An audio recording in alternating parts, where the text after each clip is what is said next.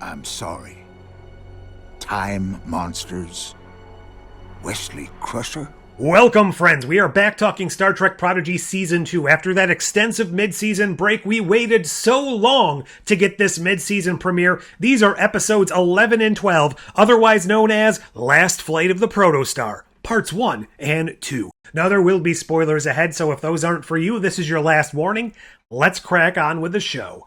This episode comes after such extensive reveals and changes and all of the rugs being pulled out from everyone. We learned all the time shenanigans. Wesley Crusher was there. His sweaters were involved. Time is eating itself. The universe is attempting to exist in two different states, which just can't happen, and we, as the Prime Universe, I suppose I should say the Star Trek Prime Universe, because we're not part of that, sadly, is being eaten. It's crumbling, it's dying, it's decaying, and it's up to our 6 Prodigy kids, plus the new one, Majel, to set everything right. They are thrust through a time portal, and they land on a barren planet with Chakotay.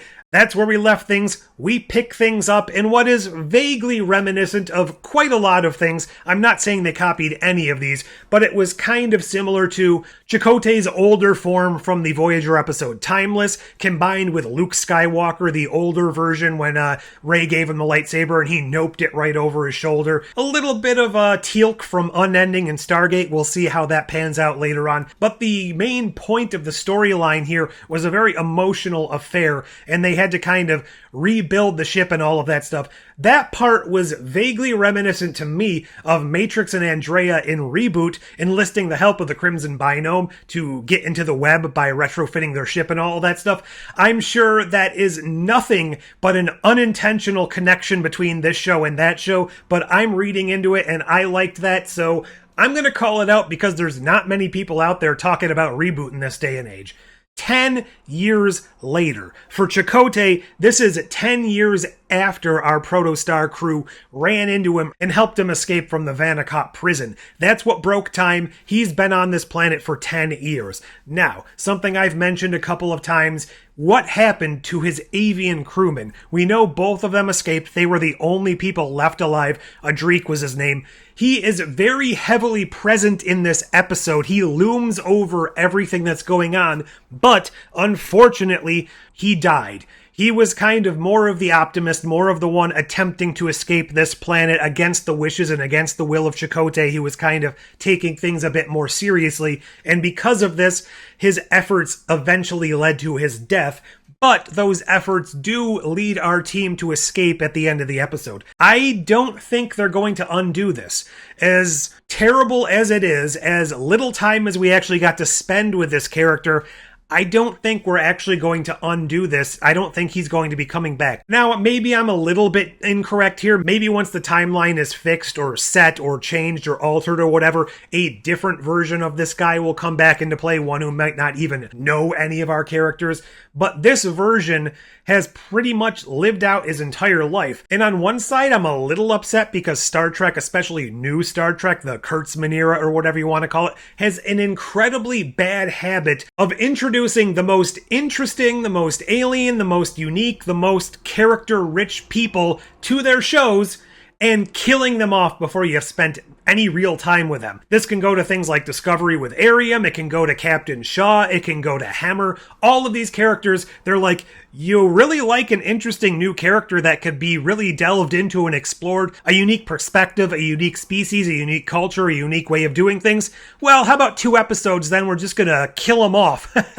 You love that, don't you? Probably a cynical way of looking at things, and I don't fault Prodigy whatsoever for doing this. It really gave so much agency and storyline and character depth and development for Chakotay here. I really like all the thought behind what's going on the planet, all of the Chakotay stuff. It's very multifaceted and layered. He is keeping the Protostar on this planet distinctly because he knows the construct is on board. He knows it's equipped with a weapon from the Vanakot that could utterly destroy the entire Federation. He is keeping vigil. He is guarding the remnants of this weapon in order to keep everything and everyone he knows safe from this doomsday weapon, I guess you could could say. We saw the havoc it could cause in season 1. He doesn't know all of that's kind of been rectified and solved because he's living in an alternate timeline right now. None of that occurred. On top of that, we know a lot of Chakotay's backstory as far as, being one with nature, understanding more of the universe, being able to survive on this planet, not only with his Starfleet training, but all of the other stuff you can couple with his Native American heritage,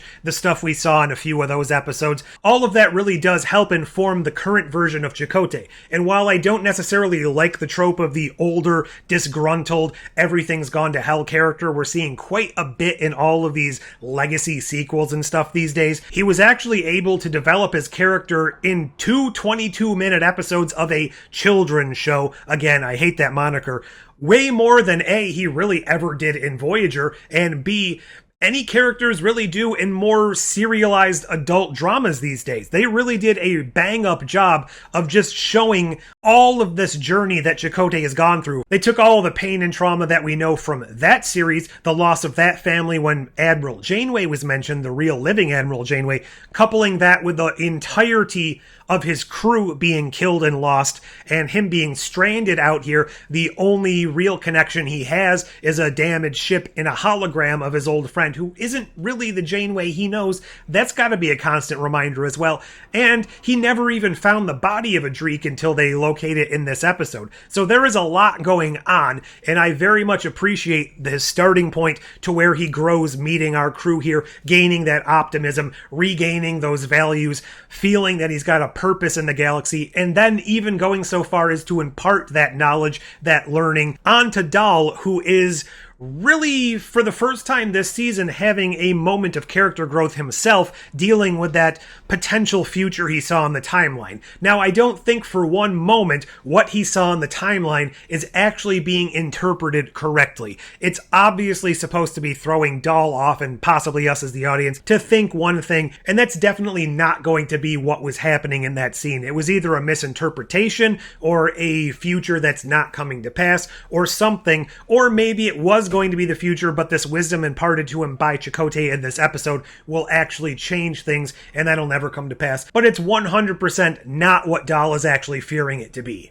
While I'm on the subject of Adry, which actually I moved beyond, but I'm coming back to it, one thing this episode really brought to the forefront of my mind, and again, maybe a minor nitpick, neither Janeway nor none of the higher-ups on her crew of the Voyager A seem to give a crap about Adry. They just keep mentioning, we need to find Chakotay, we need to locate Chakotay, we have to rescue Chakotay. Now, I'm of two minds on this.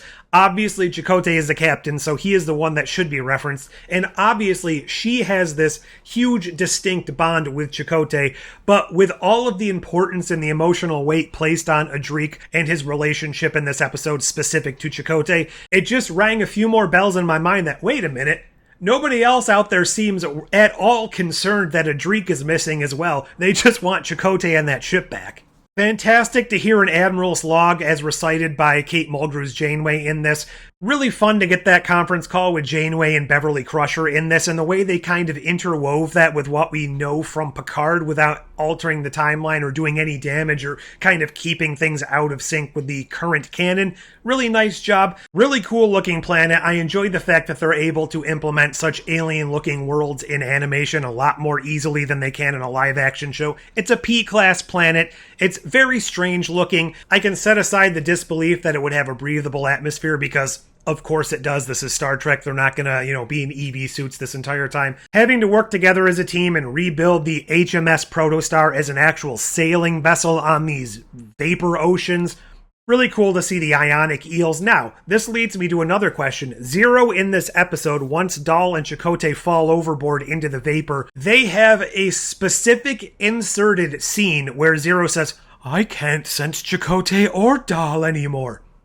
Why is this? Was it some sort of psychic interference with the ionic storms? Was it the vapor causing this? Was the proximity to these ionic eels too much? Was it because Chakotay was unconscious? Were they too far away? Was it because Zero's organic body is finally starting to fail, or the telepathic abilities in this organic body are not as strong or not as potent as they were in the original Medusan form? Or was it just kind of trying to show us a little bit of tension? It seemed a little bit bit too placed in the episode to just be a coincidence. It's probably trying to alert us to something, and I'm going to put my money on trying to show us there is an issue with Zero, and this is the first time we're really getting to see the eventual degradation that will occur. There seems to be a little bit of reticence with Majel dealing with this new version of Zero. Whether or not that's going to lead to some confrontation between them, I have to imagine it's the first in a long line of issues they're going to have to work through. I'm also wondering if this was kind of a callback to that holodeck episode they had last season where they actually spent a little bit time crewing a Tellarite-ish pirate ship or something like that. I don't know if that was intentional, but it seems a little bit interesting if that's the case, because that could explain how they were able to so quickly learn the roles. They already had sort of a crash course training in that last season, and that would kind of be a nice callback even if they didn't directly address it within the episode. Oh, one thing I forgot to mention that I thought was a really nice touch and really added to the story, Chakotay had ejected the Protostar and vented all of the warp plasma. Now, obviously that led to the entire storyline here. It's just nice to see such competent decisions made by Starfleet officers. There was a rationale and a reasoning behind it, and then we actually learned that throughout the episode. Overall, I really enjoyed this more character development-oriented couple of episodes after the real whiz-bang conclusion to the mid-season we had last episode. It really added to the strengths of the show. It really pushed us forward as far as the storyline goes, and I really like the idea that now we are back on the Protostar, not only with hologram Janeway, a different hologram Janeway who doesn't remember our kids, but we also have Chakotay on board now, and I think that's going to make for some very interesting stories going forward. I can't wait to see just all of the things that happen. If this is similar to season 1, the back half of the season is going to just increase in quality, and we're going to see some very fun explorations on our way to solving the time crisis.